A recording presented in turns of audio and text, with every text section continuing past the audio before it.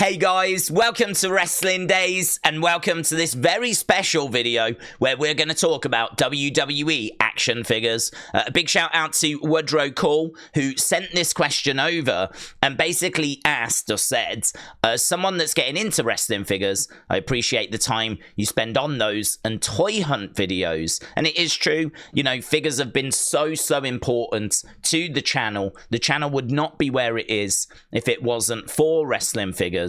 And so I love talking about them. I love doing toy hunt videos. We just don't get as much time to do them as I would like. So to actually sit down and talk to you guys about figures today is a little treat, to be honest. I'm really looking forward to this. So we've had a few questions in, and we can work our way through those. I have kind of scanned through, grabbed a few figures to show you a few talking points. We're going to start with one which, to be honest, would probably take a long time to prepare for, but it's obviously a very good question. This is from Joshua, who says, what is your top 10 action figures ever?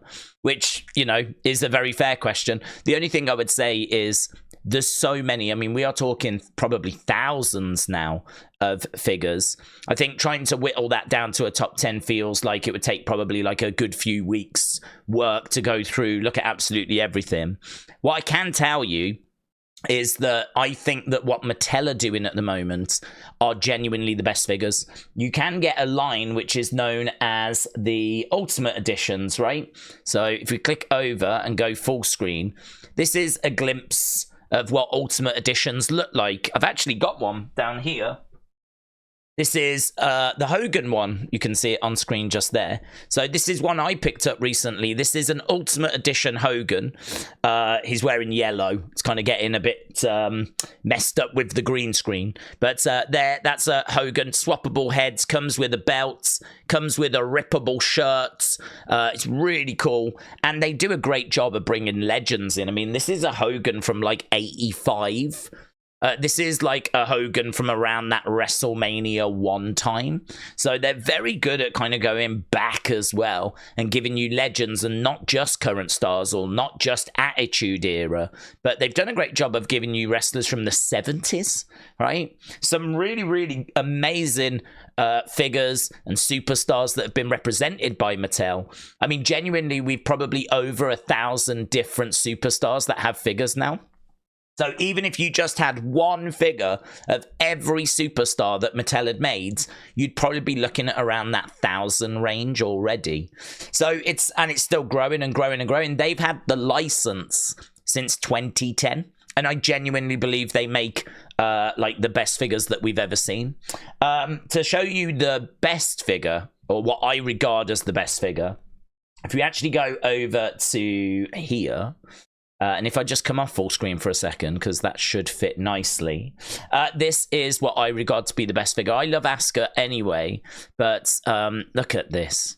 I mean, the detail in the face with the like the mist that's dripping down her chin, the face paint and everything, the entrance attire, the mask. I mean, you get a swappable head, right, with a different expression. You get the entrance mask. You get the robe, the entrance robe.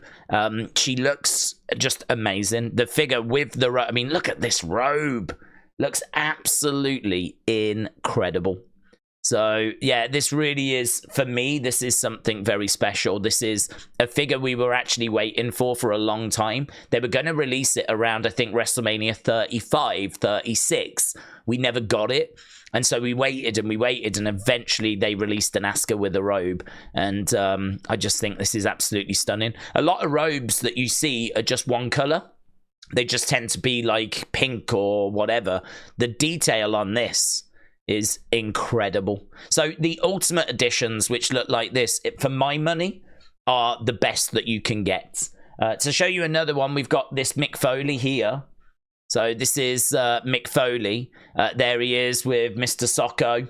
This is an Ultimate Edition again as well.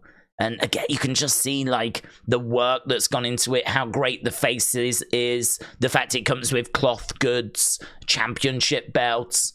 Amazing. So Ultimate Editions, I would definitely point you in that direction. I do have this video as well, This was about 10 months ago. These were my top elite figures. They work same scale as the Ultimate Editions. You can get Ultimate Editions, you can get elite figures, you can get basic figures, or they're now known as main event figures. All of them will be in scale. All of them will look perfectly fine on a shelf next to each other. But like, look at this Drew McIntyre. This Drew McIntyre, I mean, if you compare the picture to the face, we're talking about figures now that are basically photorealistic. We're talking about figures that look just as good as the picture on the box. I mean, that Drew, you can put that on a shelf and it's just like a little tiny statuette of him, isn't it? It's just like a replica, a smaller replica of the man. We've come a long way with wrestling figures. You know, no longer are they like exaggerated or cartoony. Now we're talking about things that can be photorealistic. So, you know, we've got like that one. We've got, this was number 3 on my list. I just think the face on that again just looks so good. Tattoo detail on the arms, head of the table shirt. It honors that amazing title run. I think they have done a few Romans from that time, of course. So you may find one now that has 2 belts. They probably did. In fact, I think they did an Ultimate Edition for Roman from that period. So, you know, I'd probably recommend that over this one. But I think getting a Roman from this recent title run, probably worth adding to every collection. This Shotzi, I think this Shotzi has got to be up there with being one of the best female figures they've ever made. I would still put the Asuka above it because of the robe, but this one has just got amazing tattoo work. All on the arms. Look at the tongue out facial expression. I love that. So the tongue out, the tattoo work, all on the chest, all on the arms. It looks stunning. It's an amazing figure. Number 1 in this video was Finn Balor. I mean, you can't really go wrong with any of the Demon Finn Balor figures. They've done an amazing Ultimate Edition. But this one, incredible. And I think this one as well, because you get obviously the body paint, you get the face paint, you get this headdress, and it's all in the elite line. So the elite line's around about $20, $25. The Ultimate Editions are like $35, $40. This one, you're getting an amazing figure at a cheaper price as well. So, you know, for some people, you've got to weigh that up. You've got to look at the price. And, you know, this, I think, was just an amazing elite figure. I've got this at number 1 at the moment. This is probably a video worth revisiting. But, yeah, I could sit here and talk about Hasbro's and nostalgia and all that kind of stuff. But for me, if we're going to talk about what are the best at the moment, I genuinely believe Mattel are making the very best wrestling figures we've ever seen right now. Now is a great time to be getting into it. I've got loads of figures in my collection, right, that I collected before they started doing Ultimate Editions, before they started doing this series. Right, that's the packaging. That's what they look like. So before they started doing these, I've obviously got a load of figures, which I look at them now and I'm like, I didn't need them. I didn't need to buy like all of these. I could have just waited for these Ultimate Editions because these are the best of the best. These are the ones that I think get us closest to, you know, that kind of photorealism. So there we go. The Asuka would be around my number 1. A Finn Balor would be up there. I'd have that Drew. I would probably have that Shotzi. So you can kind of cobble together a little bit of a top 10 from what we've spoke about. Right, Cody said, sorry, but I collect car stuff. That's absolutely fine, my friends. Muggsy said, do you remember your first figure? So first figure, I mean, when I started, it was Hasbro's, and I'm going to guess, because the answer is no, but I reckon this one was there or thereabouts. This is The Undertaker from early 90s. This is what the Hasbro range looked like. You may have seen these figures at like flea markets, car boot sales, garage sales, eBay. You know, these are the Hasbro's. So these were, I think, the second WWE figures. The first ones came out in 84, and they were made by LJN. And then they lost the license, and then kind of 91 to about 94, 95, so a 4-year period, we started getting these instead, which had articulation. You know, you can pull him back and he'll do a clothesline, for example. He's got the arm open for sort of a choke slam, but you could never get that around anyone's throat, right? You could never actually, like, really choke slam. But it had some movement to it, which was a big step forward compared to the first figures, which didn't have any movement. So when I was growing up, these were the figures in the shops. They made around, I think, about 70 of them.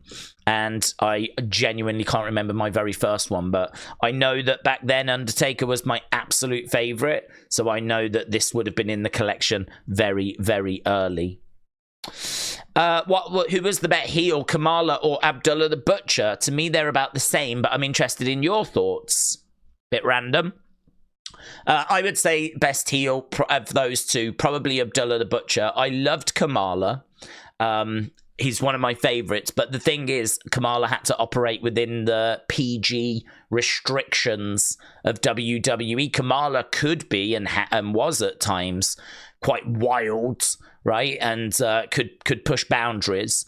But when he went to WWE, obviously all of that became a bit more cartoony. It got reined in a little bit. He obviously wasn't quite as brutal or as violent as he could have been. Whereas Abdullah the Butcher, I mean, he was known as someone that was constantly blading. I mean, his forehead had marks all over his forehead. Like, he would bleed on a regular basis. He was always going to those kinds of lengths. He was someone that I believe was like even bigger than Kamala. He was also someone which would bleed and, you know, really push that boundary more. I think he's someone that you could see fitting in to modern wrestling, actually, Abdullah the Butcher. I could see him coming out in like AEW for a match with Jon Moxley. I don't think you could do Kamala in this day and age. So I love Kamala. I love the character. You know, when I was a kid, this was a tribesman that had come from the deepest, darkest forests of Uganda. And he was someone that was not used to the Western world. And so that made him dangerous. That made him unpredictable. And I love those kinds of characters. But I think for me, I think Abdullah the Butcher, because he fits into other eras, I would go with him. Daniel said, what's the most obscure one that you have? Well, that's an interesting one. Obscure. I mean, I think it's... I looked into... rarest. I kind of took it as rarest. Obscure is a very interesting word because it could talk. You could talk about what's the most random figure, right? But I went more down the roads of what was the rarest one, right? Hardest to find. And so the one I've ended up with is actually a pop vinyl. And I've got this. This is from a 2014 convention. It's a limited edition Rey Mysterio. I've got it in a protective box, because the price of this just went crazy, and I really don't know why. I mean, I think I had to spend about £70 just to get it, right? But I looked, and there's one on eBay right now, one of these, on eBay for just over £600 right now. And I don't think I've got any Mattel figures that are as rare as that. I mean, when you talk about obscure, you might be talking about random, or you might be talking about hard to find. And a lot of these things, it comes down to how hard are they to find. You know, if it's hard for you to find it when it's out, it's only going to get harder as time goes by, right? So chances are it will get rarer. I think we do have a question later about what makes a rare figure. And I would say, like, something like this, for example, these pop vinyls. If ever I was shopping pop vinyl, I would be looking for anything that tells me it's limited edition, anything that tells me that it was an exclusive for a certain convention. If it doesn't have any kind of sticker on it and it was just in all the shops, then there's a good chance that's not going to go on to be worth much money. But if it's got that it was an exclusive and you could only get it at a certain place and it was a limited edition, you know, the kind of stuff you would expect, those are the ones that you tend to see going up in value. And so that pop vinyl, I think I picked it up for about 70. People are selling it for just over 600 at the moment. And I've watched it go up over the years. I mean, I remember a few years back it was around the 200 range, then it went to the 400 range, and now it seems to have got to the 600 range. But I don't think, I mean, it's hard because I don't actually keep track of the latest prices because I'm not looking to sell anything, and I'm certainly not looking to buy anything I've already got. So I don't really ever sit down and look at how much things are worth. That one I just know because I noticed quite early that it was going up. So I have kind of kept an eye on that one, but there may be others that are of a similar price. There might be some I've got that's worth even more, but I don't know of it, right? I don't know of it, let's put it that way. So, yeah, I've gone with that for Obscure Daniel. Nick, shout out to you. Woodrow Call said, thanks, Daze. Do you unbox or keep in packaging? I like the look of them in boxes, keeping accessories together, but it takes up a ton of space. I feel like I'm missing out on some of the fun display options. So what I would say is I unboxed mine because I felt the same. I want it, but then I'm in a unique position where I wanted to show the figures on camera. I think if I was to start again, I would 100% keep them boxed. 100% keep them boxed. I think you very quickly realize when you've got them out of the box that like you look at them and they're really cool and you put them on a shelf and you can grab them whenever you want, and that's really good and really, you know, convenient. But you very quickly realize that, well, that's it. I've done what, you know, I've done what I need to do with them, really. And then if you're going to look to resell them, everyone wants things boxed now. So, and I sort of think that Mattel know this as well. So I've got another example to show you. This is a new line which I've started getting into. These are the WWE superstars that are exclusive to Walmart. Now, we don't have these in this country. I think Wrestling Shop are about to bring them in, but we don't have these. So that kind of straight away, because these are only available in Walmart, all of a sudden makes these quite compelling to me and interesting to me, because there's a degree of kind of limited availability, if you will. I know Walmart is everywhere, right, in America, but you can't get these in the UK. Can't get these in the UK.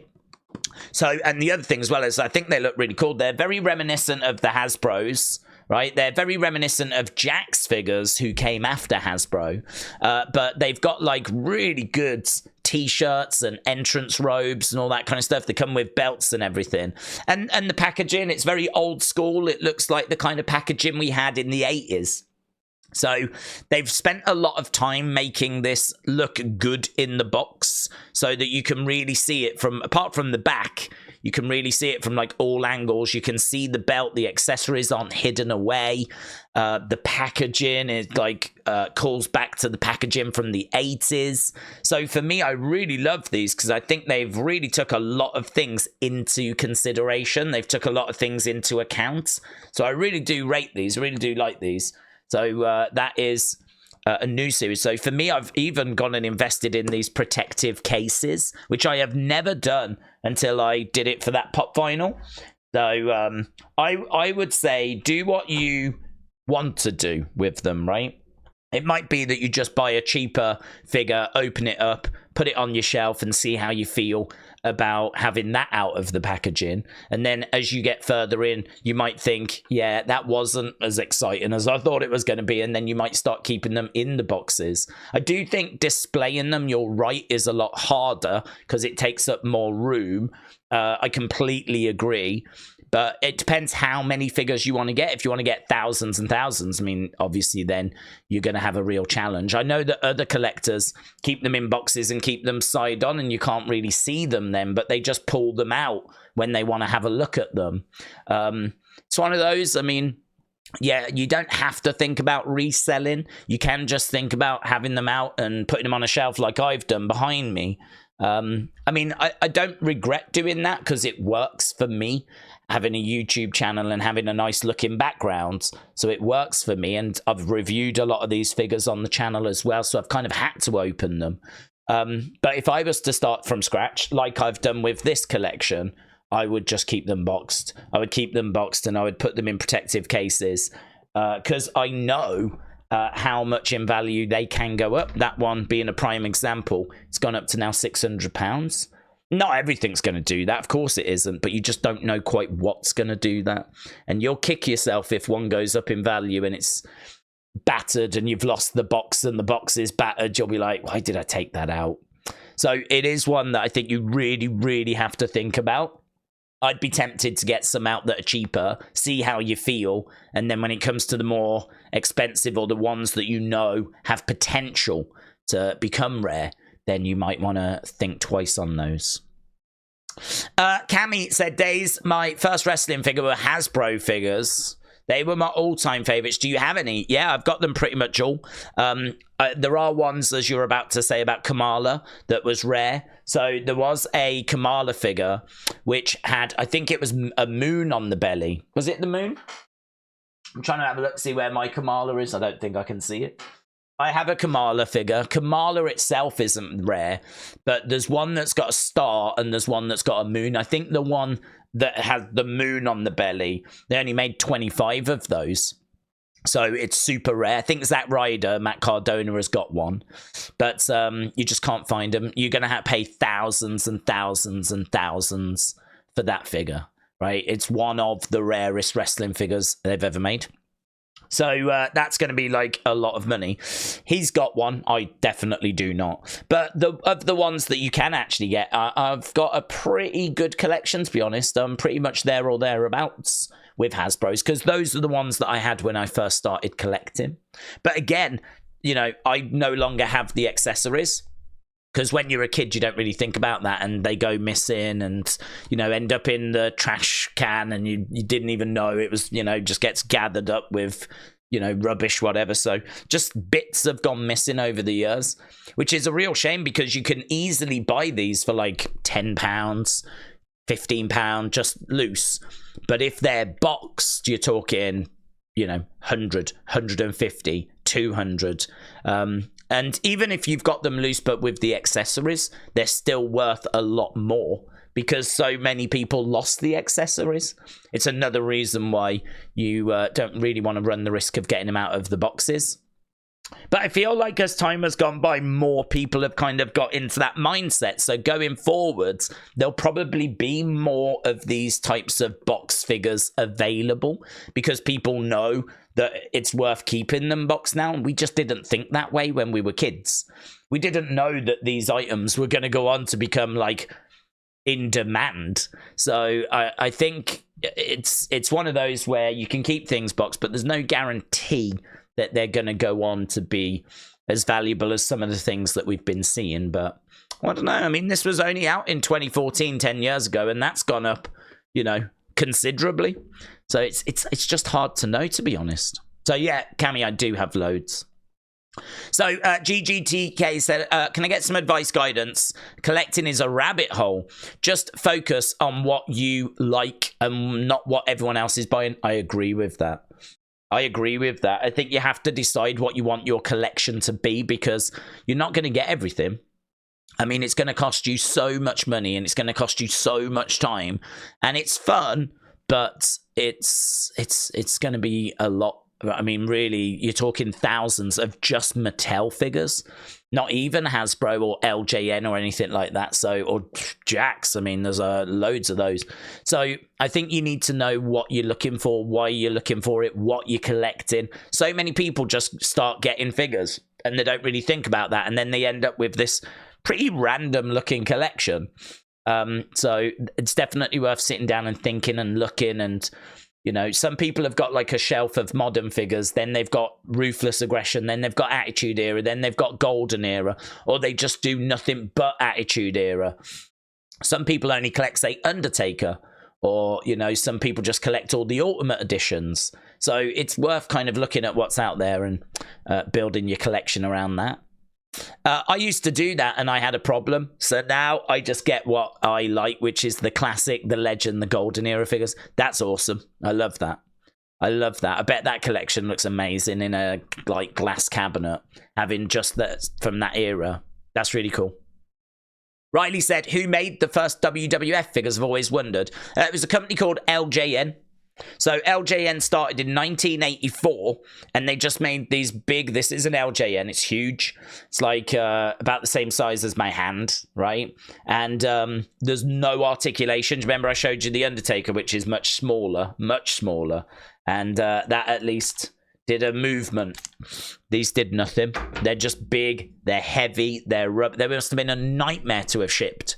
An absolute nightmare. They're big. They're heavy. They're rubber. You can't even really move them that well. I mean, they don't really, there's not much flexibility, and they don't even stand very well. I mean, they're so flawed. Some of them look like not great. I mean, one of the first ones, an Andre one, just looked awful. It didn't really look much like him. It didn't have his size. They just got it completely wrong. They got better. I mean, that Bruno looks not bad, actually. If you think this is the 80s, I mean, that is not a bad likeness. No accessories. I mean, a couple had accessories, but most didn't.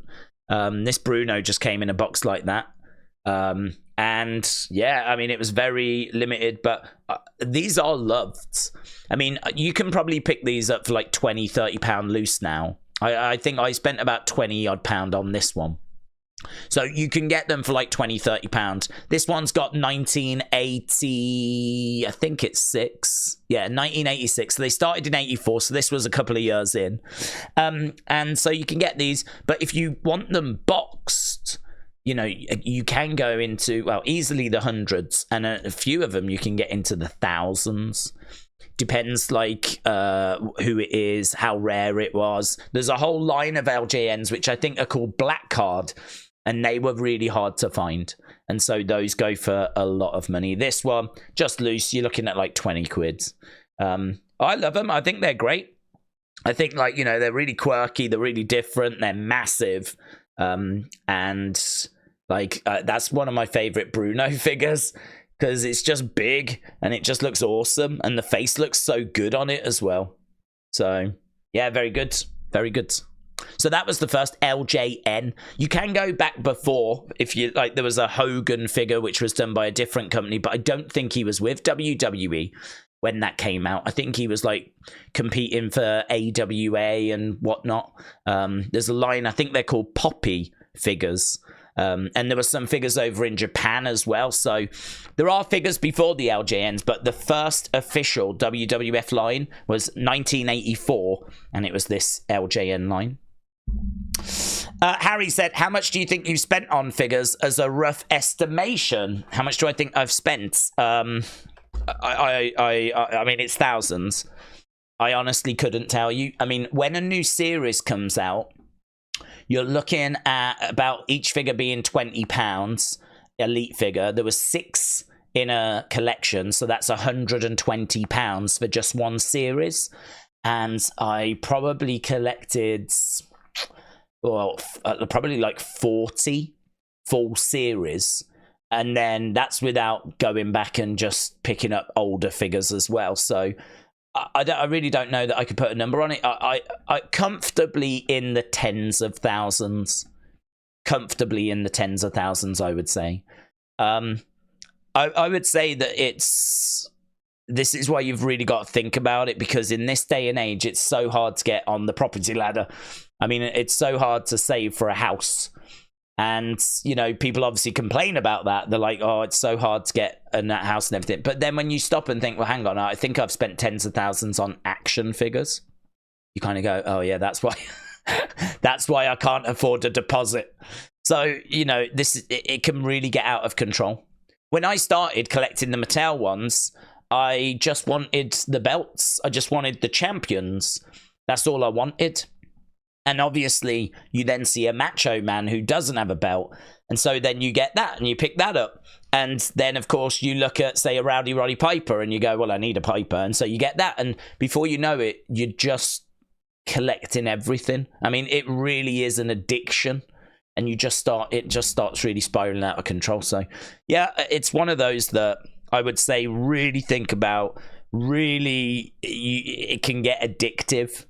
And I think you've got to make sure that it doesn't get out of control. And it got out of control with me. It took the pandemic to for me to hit the reset, really.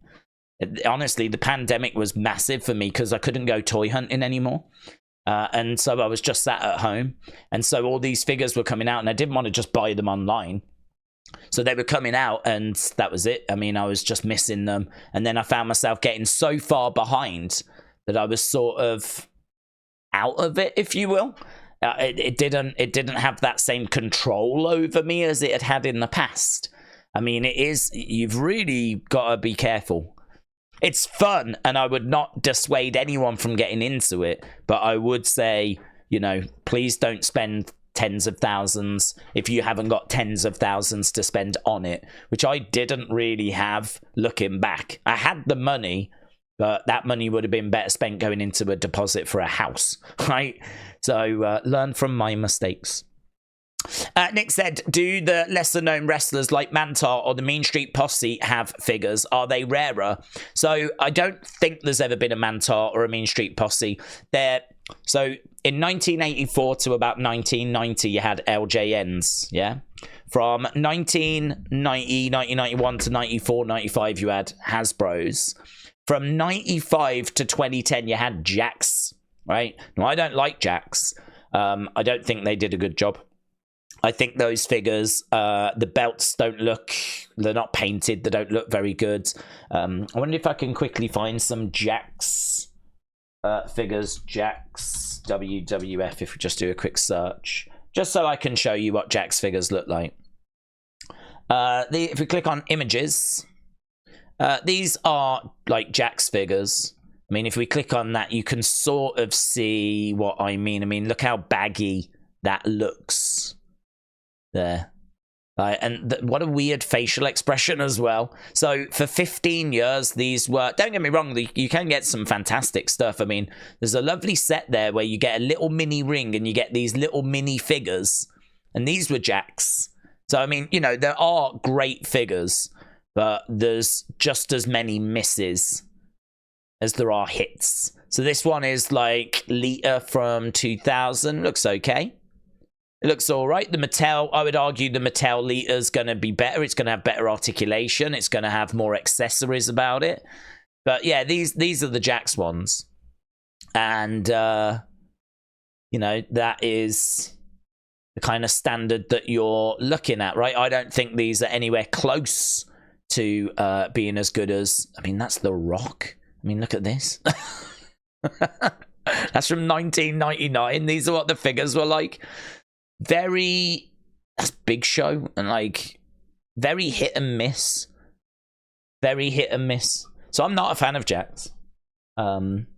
But so yeah, so it's hard to talk about Jakks because I don't know that full range. I really wasn't engaged with those figures, but I don't think there's been a Mantar. I don't think there's been a Mean Street Posse. But what I would say is, people love collecting different characters. So Mattel, for example, released a Red Rooster. So they did a Red Rooster. They've only ever done one, and it was quite limited. And that now goes for about £100. So that is like 5x'd in its value. And he is not a big popular superstar. But if you want a Red Rooster, they've only ever made one. And so you've got to get that one, and it was limited. So yeah, availability, how limited figures are, how many times they've been in the line. You know, for example, Pete Dunne, he was an exclusive in America. You couldn't get him in the UK. Pete Dunne, a British wrestler, you could not get him in the UK when they first released him. And so the prices were crazy because the UK collectors wanted a Pete Dunne. And so, like, it was, I think, a Walmart exclusive or something, and that figure was doing really well. Eventually, they released one in the main line, and so it brought all the figure prices down for Pete Dunne because now he was widely available. So it's one of those whereby it doesn't really matter who the superstar is. It's more about how limited is it, and is it like just available in a few places, so on, so on, so on. Because collectors, if they've never had that character before, they will want to add that. There are people out there that just collect everything, and so they will want that. And it just comes back to supply and demand, doesn't it? So it doesn't, it's funny, it's not really about just Roman getting the rarest figures or whatever. It can be those smaller superstars. that are just as rare. Kamala was never one of the biggest superstars, was he? He was never Hogan. He was never Warrior. He was never Macho Man. He was never main event in WWF shows, yet he's got one of the rarest figures because they only made 25 of the Hasbro Kamala figures. They only made 25 with the moon on the belly. So he's got one of the rarest figures. So yeah, it doesn't matter as to who it actually is. It's about how limited the figure was. Jay Villa said, how do we know what figures are rare? Is it determined by ring gear, how they make them, or are there figures for specific wrestlers? That's a good question. So again, it's going to come down to how many times has that character been in the line. It's going to come down to, is it only available in certain places? It's going to come down to, for example, is there a chase variant? So it might be that they do an Undertaker, right, in grey that you can get everywhere, but the purple attire is only available in Walmart. So obviously then the purple attire is going to be the rarer one, and that's going to be more demand and more sought after, and so that's going to drive the price up. So I would say it comes down to availability. For example, there was a Harley race that came out, and we'd never had a Harley race before, and there was an error, there was a fault, and it was in Walmart for like a week or so, and then it was gone, and we never saw that line or Harley race again. And because there'd never been a Harley race before, that figure went through the moon, like went through the roof with like its pricing. People wanted it so bad, and they've now made it again, so the prices have all settled back down again. So some of these are a bit time sensitive, because if you want a Harley race, you can get one now, and you can get it for an affordable price. But before they re-released it, the only way you could get a Harley race was by going on eBay and spending hundreds and hundreds and hundreds, because it had been in Walmart for like a 2-week period and then vanished. Like they seemed to mess up the manufacturing of it. They never did anywhere near enough. They must have missed a zero or something. There was another one as well, Mick Foley. He came out and he was in like Hall of Fame packaging. And it never came out in America. It was only in the UK for a very, very short period of time. And then they re-released it in normal packaging. So now if you can find a Mick Foley in the Hall of Fame packaging, well, obviously that's limited.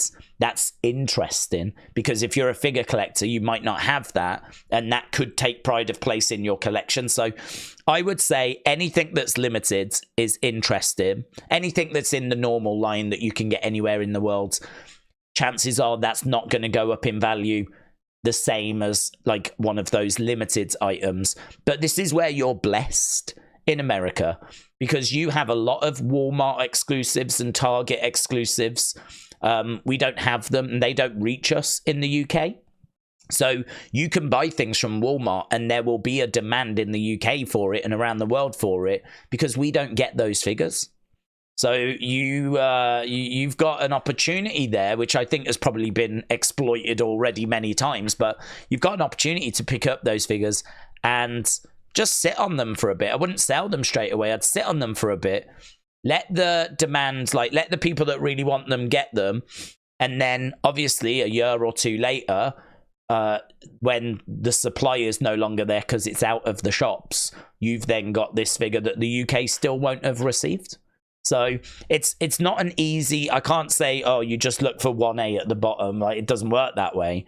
It's about knowing the figures, knowing what's been out before, knowing what's kind of first time in the line, knowing if it's a limited edition, if it's only in Walmart. It's a lot of legwork, to be honest. But those are the ones that you've got more confidence in going up in value, you know? Right, Brady said, I've got a question. Where are the Alexa Bliss figures? She's not had one since 2022. I think she's not been on TV since, was it Rumble 2023? So I think that Mattel are probably waiting for her return for them to do another one. They're obviously just absolutely swamped with figures that they can make from current stars that are on TV. And they're constantly requesting like legends that we've not had before, like say the Steiner brothers or whatever, where they want to bring them into the line. So they're just drowning in figures that they can make, drowning in like NXT stars that are coming through, Bron Breakker, Carmella Hayes, all that kind of stuff. To get someone like Alexa back in the line, she probably needs to be back on TV. So I would say when she gets back, that's when we're probably looking good for Alexa getting onto or back into the line. Boar said, I just want to know when an Uncle Howdy figure's going to come out. Yeah, I honestly am surprised they've not done one. I do wonder if we might see one at Comic-Con this year, because it normally takes about 12 months to make a figure from start to finish. And we've not had an Uncle Howdy. I've not even seen one shown. Obviously, he's coming back in to the line, or coming back into the show. We're almost certainly going to get one, but I could imagine that being a very challenging one to make if you think of all the detail, the jacket, the hat, the mask. There's a lot to it, right? So we might get one at San Diego Comic-Con shown there, which is in July. That kind of shows us all the figures they've got planned for the rest of the year. But almost certainly one will come in soon, because, I mean, even if they just start working on him, or, you know, we've already known for 2 months that he's coming in. They might be able to get access to what he looks like early, right? I'm sure if Bill was to ask, he could get some pictures of what Howdy's going to look like. And so then he could start working on it, because it takes about a year. So if he's had that information already, he might have had a head start. He might already be a month or two into the process. I reckon you're probably not looking at anything this year, to be honest with you. But early next year, there's maybe a chance that we get something at that point. But I agree. I am surprised they didn't do one for when Bray came back at the end of 2022, because that means that we would have had it by now. So that would be an interesting one to ask Bill, to be honest. Why didn't we start the work on a Howdy figure then? I really don't know. I don't have an answer to that. But, you know, because he's coming back now, if I'm Bill, I'm definitely interested in working on one, and maybe that process has already started. Malibu said, how come we're only just getting NXT talent in the main event line? Well, the main event, I don't know what you mean by main event line. I had a quick look, and I mean, main event is the basics. So they were called basics. Now they're called main event figures, right? This is Hideo. Here's Hideo Itami. That's an NXT figure. This is an Austin Aries. That was an NXT figure. Actually, Kevin Owens' first figure was an NXT figure. Finn Balor, NXT figure. These are all from like 2015, 2016. So they have been doing, there's Bayley's first figure was a main event figure, a basic figure. So I can't really talk about what's been happening recently, but going back like, you know, 8-9 years, they've been putting NXT figures into the basic line or the main event line. So perhaps they stopped doing it for a little bit. Perhaps they found the NXT figures just didn't sell very well in that line, and so they stopped doing it, and now they're kind of reintroducing them again. But if you go back 8-9 years, NXT figures were in that cheapest line. They were in that basics line. So as I said, maybe it's just a case they didn't sell well, they stopped doing it, and now they've reintroduced them again. Word of Wrestling said, I still have my childhood figures from the 80s and 90s. I wish I still had them boxed. A lot of people do. But I enjoy collecting myself now too. My question, what age did you stop playing with figures and begin collecting? I was around 15, says Word of Wrestling. I was probably about 13. I was probably, a couple of years before that. I think I used to play with them when I was at primary school. But once I got to secondary school, there wasn't many people into wrestling. Everyone was into football. Man United, Aston Villa, all that stuff. So I used to play football on my lunch break. I used to go home and immediately call for my mate over the road, and we would play football. And so I just had less time for like playing with figures. And I think that it would probably be that change. It was going from like my first school to my secondary school. It would be around that time. That'd be like 12, 13 that I probably stopped. And it would be for that, you know.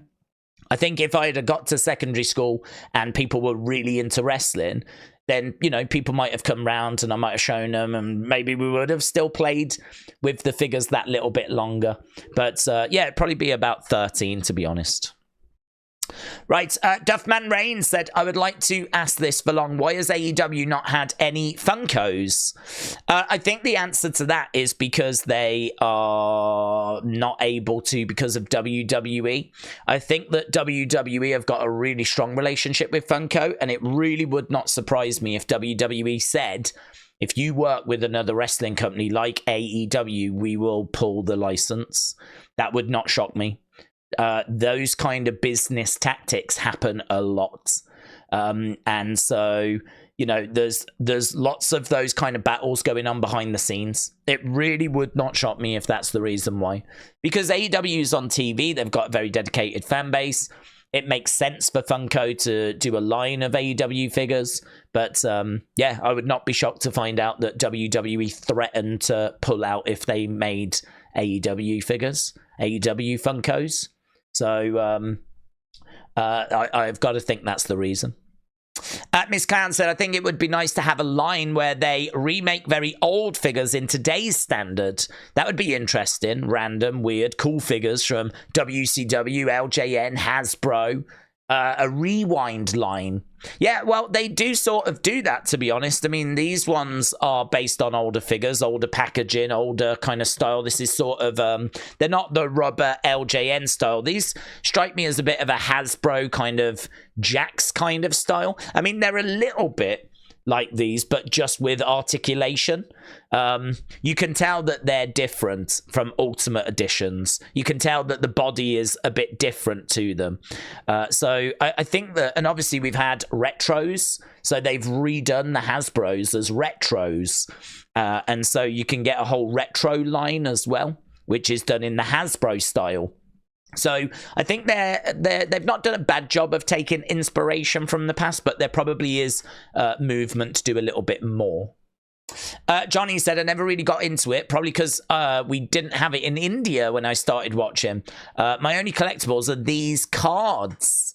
Well, that's interesting. I didn't know what it was like in India when it came to wrestling figures. So that's interesting that you tell me in the early 2000s you didn't really have any. So hopefully they've reached you now, but those cards are still fun. Here's Walker J. I think this might be our last one, you know. Deece Rebel said, are Funkos now an accepted part of wrestling figure collections? I started my collection a while ago when I got a Fiend Funko. Thanks, Daze. This should be a great chat. Well, hopefully people have enjoyed it. We've touched on a few different topics and spoken about what makes figures rare, spoken about some of the best looking figures, spoken about how Mattel are doing a great job at the moment, spoken about some of, you know, the other lines that are these are available now in Walmart, for example. Spoke about LJNs and Hasbros, and yeah, I think we've touched on a fair few things. Are Funkos acceptable? I mean, it's a hard one to answer because I think they complement a figure line. But, I mean, if you want to talk to someone about action figures, I don't know that Funkos are quite going to count. I mean, I feel like Funkos are their own thing. I feel like it's really Mattel figures that people are interested in if it's action figures. I think it's the Mattel figures that people would focus on. There's so many Funkos, to be honest. I feel like they kind of lose a bit of value in my eyes because they're just everywhere. They're everywhere. And so they're cool and they look great, but and people have got some mad collections. I would say if you've got like tons of Funkos, WWE Funkos, that's obviously a hell of a talking point. But I think when it comes to, is it an accepted part of figure collecting? I would say, yeah, I'd say most figure collectors have got some Funkos, but I think the real conversation pieces tend to be the Mattel figures, unless you've got something pretty exceptional. You know, unless you've got something that's rare, that's going to be a real conversation piece. The Funkos are just everywhere. I mean, you go into shops and there's just shops just full of them, isn't there?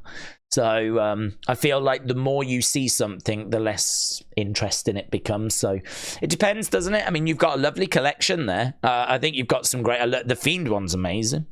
But if you was to bring someone round that was into their wrestling figures, they would probably be, you know, talking to you about like the rarest items. They'd probably be talking to you about maybe ones they'd not seen before.